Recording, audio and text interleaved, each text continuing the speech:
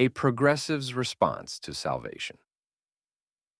As we have seen, there are some pretty fundamental differences between progressive Christian thought and conservative Christian thought. Progressive Christians are more likely to establish their identity through politics, while conservative Christians find their identity in theology. So, why does this matter, and how does this lead us toward unity as described in the Bible? Remember, this series on the Bible is part of a bigger course called How to Understand the Bible: 5 Necessary Components. These components will make us better equipped to study for ourselves and have more confidence with others when discussing what the Bible says about sex. For one, it is helpful to hear others' perspectives, to really listen to other people's beliefs without finger pointing or name calling. We don't have to agree, but there is no way for unity to move forward without trying to understand where someone is coming from. Maybe we will conclude that the differences are so great between the progressives and conservatives that they should be considered two different religions. Maybe we will decide that they are just theological differences within Christianity.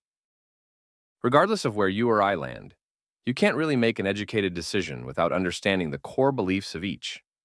To conclude our series on progressive Christianity, I have included one progressive's view of salvation. Reverend Deshna Charanshine is Executive Director of ProgressiveChristianity.org and Progressing Spirit. Remember, you can't conclude that all progressives would agree with the following perspective. After all, one of their core values is that there is more value in questioning than in absolutes. Here is her response to someone who asked her about salvation.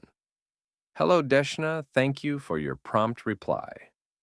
With all due respect, I do have one more question.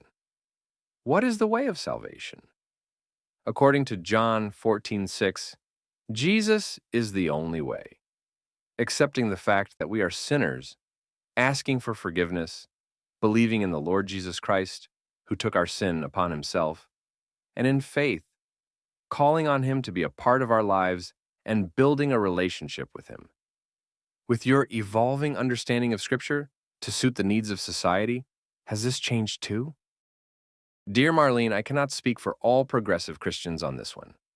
But for myself, I would say that if Jesus did indeed say that, and that is a big if because scholars, progressive or not, know that the books called the New Testament were written by human authors after the life of Jesus. These human authors were writing from their own perspective, based on their own desires, fears, and political agendas. These human authors were fallible. The books in the Bible grew over a very long period of about 1,000 years, and it was only after several more centuries that the collection of books or canon, now accepted by Christians as Holy Scripture, was settled in 397 CE in the Constantinian Roman Empire. The Bible is not perfect, and it should not be read literally. The Scripture contains unethical material.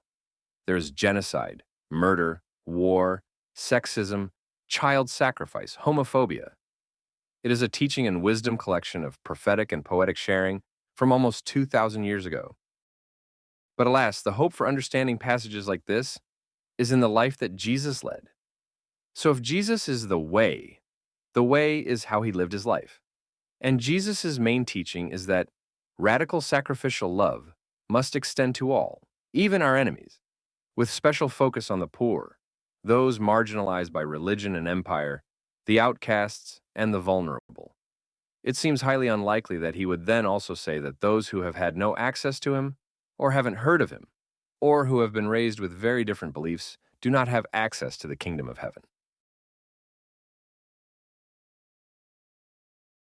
You can really help this channel grow by hitting the like and subscribe buttons. Thanks. Nor do I believe that Jesus would have preached about an actual hell. I believe that the way to salvation is through our actions, to be as Jesus was, alongside other enlightened beings, radically inclusive, radically hospitable, living in loving kindness, compassionate, showing mercy, speaking truth to power, offering forgiveness, seeking reconciliation and restorative justice. The way of Jesus is to see God within all, to see God within ourselves, to be like children in awe of beauty and nature, and to turn the tables on the oppressive empire. The kingdom of heaven is within you, Marlene, as much as it is in anyone. We are saved when we go within and find it. We are saved when we live a life of radical love.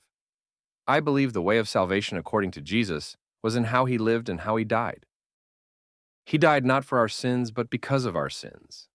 Because people of power decided to punish him for his revolutionary ways. His radical sacrificial love was a threat to the empire. Salvation and sacrifice aren't personal experiences, but ones that must happen in community, as is still the custom of Jewish theology.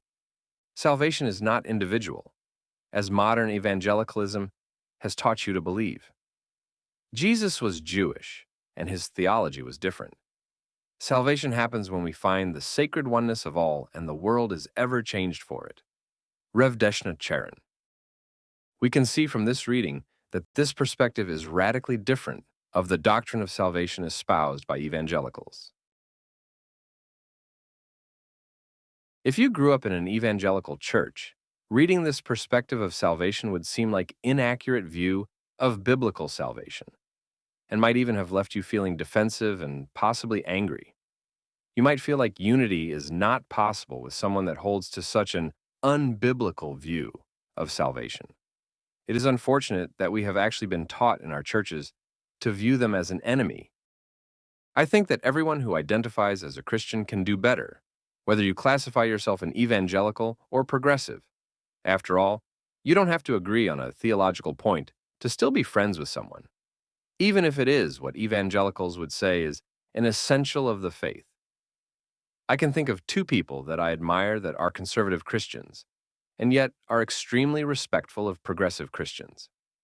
One is Dr. Dan Wallace, who in a recent interview stated that he considers Dr. Bart Ehrman to be a friend.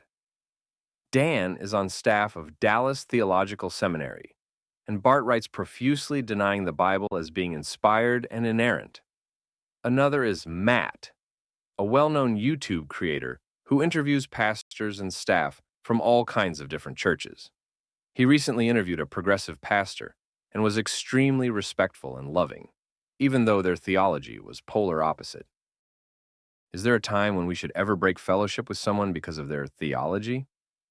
In the next video, we will try to understand what the Bible says a heretic is, and when we should stop hanging out with them and even administer church discipline on them. Should be interesting. Thanks for watching. Thanks.